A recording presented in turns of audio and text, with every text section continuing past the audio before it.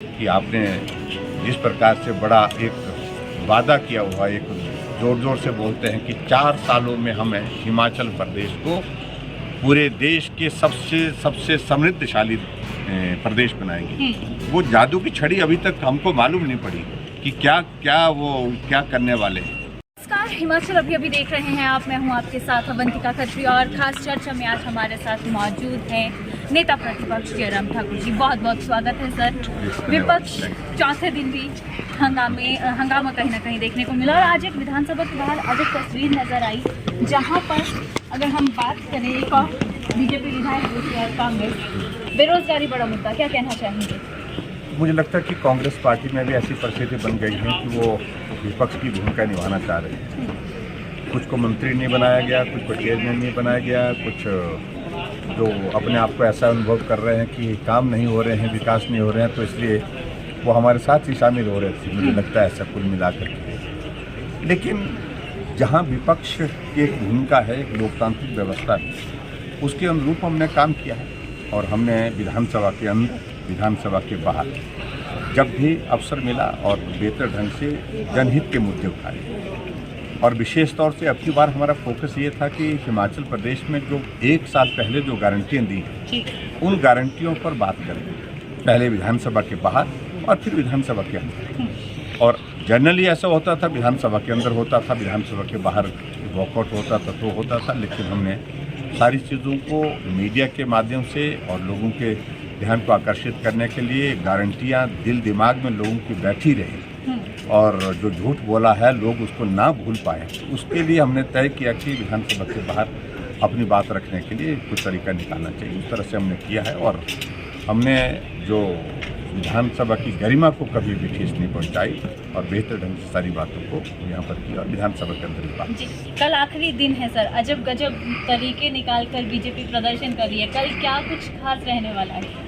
कल देखिए, ये तो नहीं बताएंगे। कल आप सुबह आइए, आप आमंत्रित है। यानी कि कल भी कुछ अलग सोचेंगे, अभी बैठेंगे, बात करेंगे, विचार करेंगे और उसके बाद में सरकारी खजाने की बात करें, ट्रेजरी में 23 करोड़ रुपया रह गया है। सीएम सुक्खू कह रहे हैं कि कहीं ना कहीं पूर्व सरकार ने फिजूल खर्ची की है। आप कैसे देखते हैं? उनको इस बात को याद रखना चाहिए, अगर हिमाचल प्रदेश में आर्थिक स्थिति खराब हुई है तो लंबे समय तक कांग्रेस पार्टी सत्ता में है। कोई दोषी है तो सिर्फ कांग्रेस दोषी है। और दूसरी बात, आप हिमाचल प्रदेश में 1 साल से सत्ता में हैं, 6 CPS आपने बताया, एडवाइजर्स की आपने फौज बनाई, बेरोजगारों को रोजगार मिला नहीं, उसके बावजूद हिमाचल प्रदेश में आप लोन लिए जा रहे हैं और लोन का रिकॉर्ड आपने हिमाचल प्रदेश का सारा तोड़ दिया। 12 महीने में 12,000 करोड़ रुपए कर, यानी कि अगर लंबे समय तक मुझे मालूम नहीं क्या होगा, आगे अगर 5 साल तक सरकार में रहने का मौका मिला तो ये ऋण जो है, इनका ऋण लेने का ही क्रम मुझे लगता है कि 1 लाख करोड़ तक जाएगा ही। इस तरह से ऐसे हालात हिमाचल प्रदेश के जो वर्तमान में है, उसके लिए दोषी कोई एक व्यक्ति नहीं हो सकता है। जो पुरानी व्यवस्था रही है, पुराना सिस्टम रहा है लोन लेने का उस वक्त का, उसके कारण ये हुआ है। लेकिन मैं इतना ही कह रहा हूँ कि आपने जिस प्रकार से बड़ा एक वादा किया हुआ, एक जोर जोर से बोलते हैं कि 4 सालों में हमें हिमाचल प्रदेश को पूरे देश के सबसे समृद्धशाली प्रदेश बनाएंगे।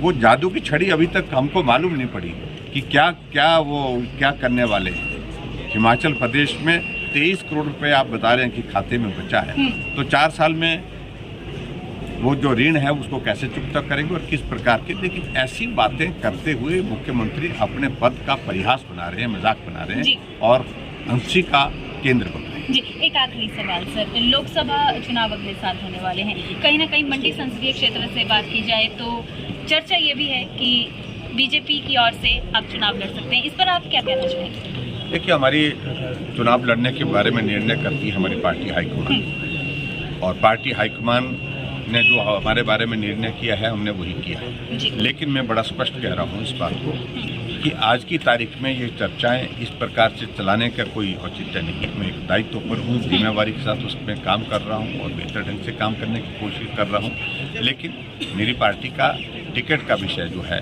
वो पार्टी का केंद्र का नेतृत्व करता है, मुझे सिर्फ इतना ही। जी, बहुत थैंक यू शुक्रिया। Thank you. तो नेता प्रतिपक्ष जयराम ठाकुर हमारे साथ मौजूद थे और साफ तौर पर कहा कि खास तौर पर जो बड़ा मुद्दा है, देखिए अगर हम बात यहाँ पर करें बड़े मुद्दे की, यानी कि 2 मुद्दे हिमाचल प्रदेश में, बेरोजगारी, जिस पर सीधे तौर पर यही कहना है जयराम ठाकुर का कि कहीं ना कहीं भर्तियाँ नहीं हो रही हैं, उससे युवाओं में रोष है और सरकार ने जो दावा किया था 5 लाख नौकरियों का, वो पूरा नहीं हो पाया। और दूसरा बड़ा मुद्दा जो हिमाचल प्रदेश के आगे इस वक्त बहुत बड़ा बन चुका है, वो है कि प्रदेश की आर्थिक हालत खराब हो गई है, आर्थिक स्थिति चरमराई हुई है। 23 करोड़ रुपए ट्रेजरी में बचे हैं और इस पर नेता प्रतिपक्ष जयराम ठाकुर ने साफ तौर पर यही कहा कि सुख की सरकार जो ये दावा कर रही है कि हम अगले कुछ सालों में प्रदेश को समृद्ध सरकार बनाएंगे, उन्हें अब इस बारे में सोचना होगा कि जब लगातार सरकार कर्ज ले रही है और खर्चे सरकार ने जहां CPS बना दिए हैं, जहां सबको कैबिनेट रैंक दे दिए हैं, ऐसे में कैसे वो सपना साकार हुआ। खैर, आपका क्या कुछ कहना है ज़रूर हमें बताइएगा कमेंट करके और इसी के साथ दें इजाज़त। नमस्कार।